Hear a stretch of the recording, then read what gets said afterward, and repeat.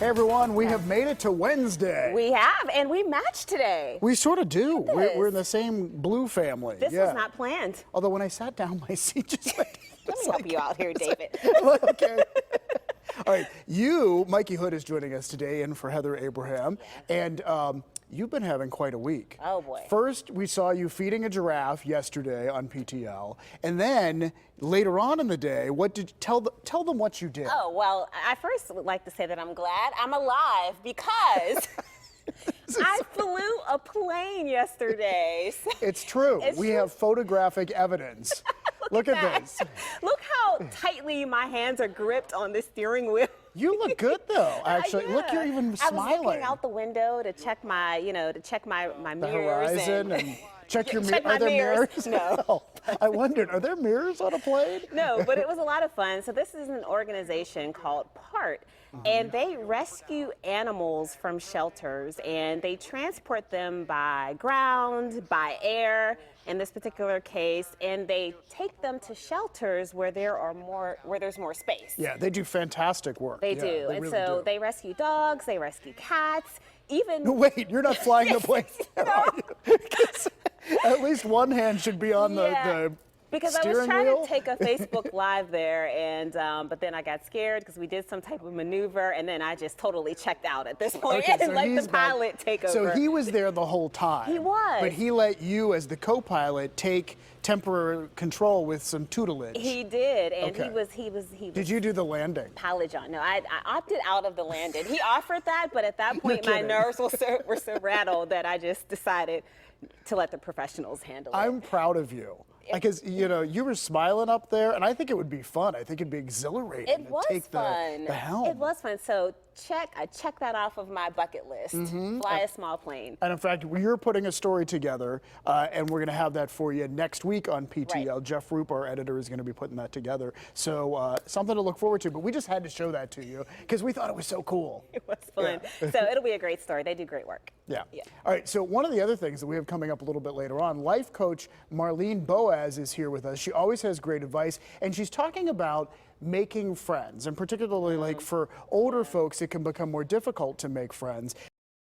This is such an interesting topic because aren't there some people you meet and you instantly feel like this person is going to be a friend for life? Like you just connect. It's like you. Right? I met you and I said, hey, I love him right away. Oh, you're so sweet, Mikey. No, but I know what you mean. There are those people that you meet and you just have that instant connection. Right. And to be honest, I find that happens for me more so as an adult versus when I was younger. I don't know what it is. Maybe I've stepped more into who I am as an adult. Well, I think that's true. Sometimes you can be friends with someone early in life and you kind of grow and mature in different directions.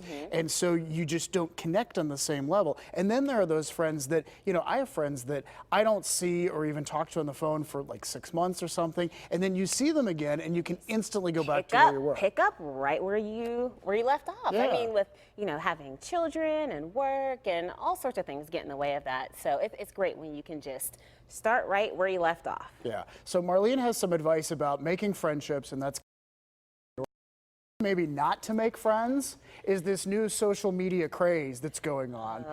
Have you heard? You had not heard of this. I had not heard of it, but it sounds kind of wonky. Well, yeah, it could be a little wacky. Some people are finding it creepy. Other people love it, though. So it turns out that the newest thing is texting your neighbor. So they call it your text door neighbor. Okay. So like you go up one or up down one of your phone number and you text that person and say, hey neighbor, I'm your text neighbor, Why would you do that? Well, why would you do a lot of these crazes that go over the internet, But people are doing it and then they're posting the results. And almost all the ones that I saw yesterday that people posted were not real great results. They were like, I find this creepy. Go away.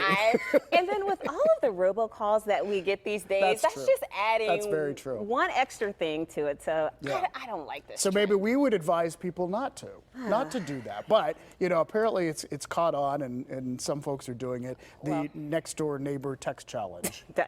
Scratch that. Scratch that one. We won't be texting anyone. So I have to ask you a question. Yes. So have you ever done something that you just immediately regretted? Yes. What was it?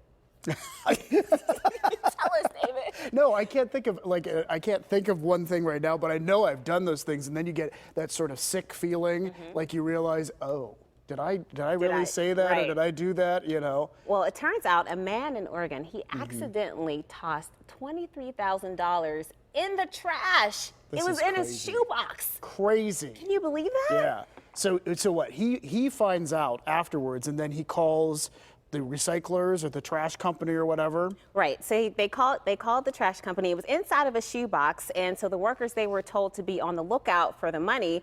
And so it looks like they found it. Like this miracle. They found the box with the money still in the box. It is a miracle. In fact, we have a picture, I think, of the money because he was basically told at the recycling plant, look, we'll look for this, but it's been in a truck for 200 miles driving to the recycling plant. The chances of that cash still being in the shoebox, well, they found it. Yeah, amazingly. Almost all of it, right? Amazingly, someone spotted it in the sorting line, and then the money somehow stayed in the box for the 200-mile trip to the facility, and all of it was there except for $320. That's fantastic. I want to know where the $320 went. That's a good question. Where did it go? But you know what? Maybe it conceivably just spilled out, and there was no nefarious anything going on. But this was a guy in Oregon, and so the plant was actually, I think, in California, and so it traveled a distance, but he got it. So you know, don't lose hope. If you throw, I was telling Mikey, I threw away the kitchen scissors once, and we never got those back. I mean, I didn't search for them, but.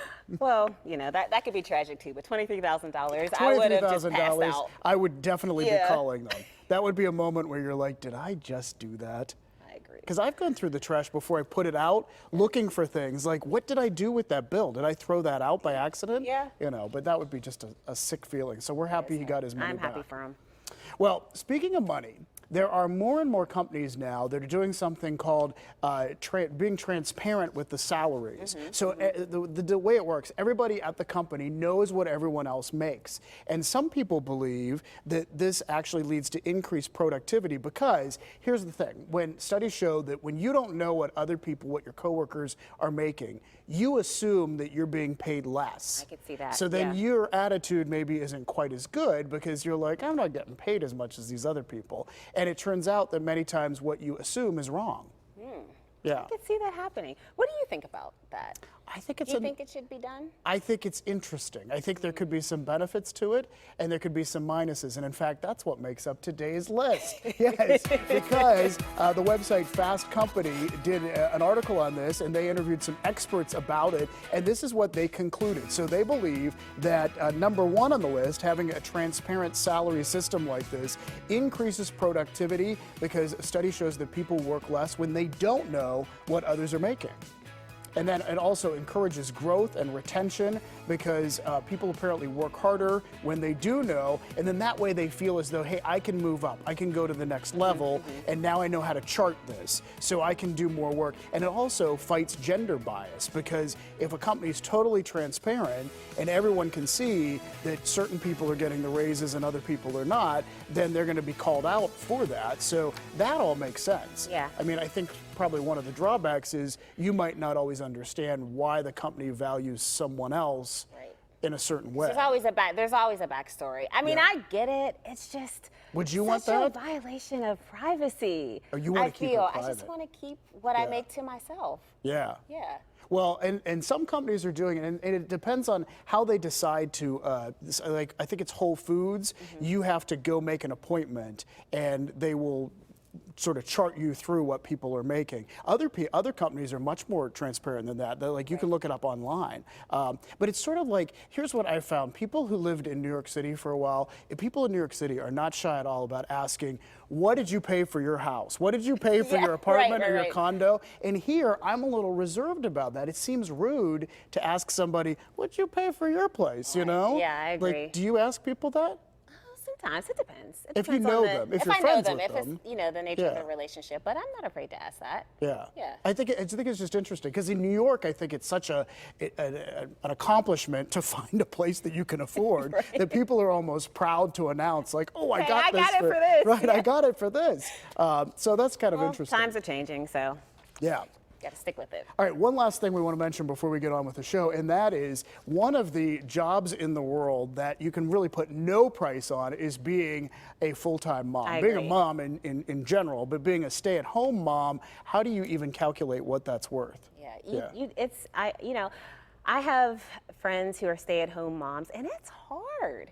It's hard, and I feel like those are the things that people don't talk about when it comes to having a baby. They're wonderful, and it's a blessing, and I don't have children yet, Right. but it's hard work. It is hard work. It is a full-time job for sure. And actress Kirsten Dunst, she came back after having a baby last year. She came back for this project. I think it's for Showtime. And she said being on the movie set, like, it's like vacation. Like she said, she did an article with USA Today, reported on this, and she said, being a full-time mom, I'm just tired all the time. Yeah, you know? I could see that. And who was it just recently was talking about when they had a baby, they learned, oh my gosh, Mom, my mother, Sonny Batta when she was That's here. right. That's She right. was She did talking say that. about, I never realized all the stuff that my mom became a mom. And I'm sure Heather Abraham can speak to that I'm too. sure. Because she's got 3 at home right She now. does. Hi, Heather. Hi, Heather. And the one thing that I just want to say is that a lot of stay-at-home moms that I know, they talk about just wanting to have adult conversation every once in a while. that's true. And so they always find themselves speaking, talking in baby talk, and you just want to have a regular conversation. Absolutely. So they yearn for that, but it's great. We salute all moms. do. Stay at home, Hats working off. moms, all moms. We love you all. Yeah.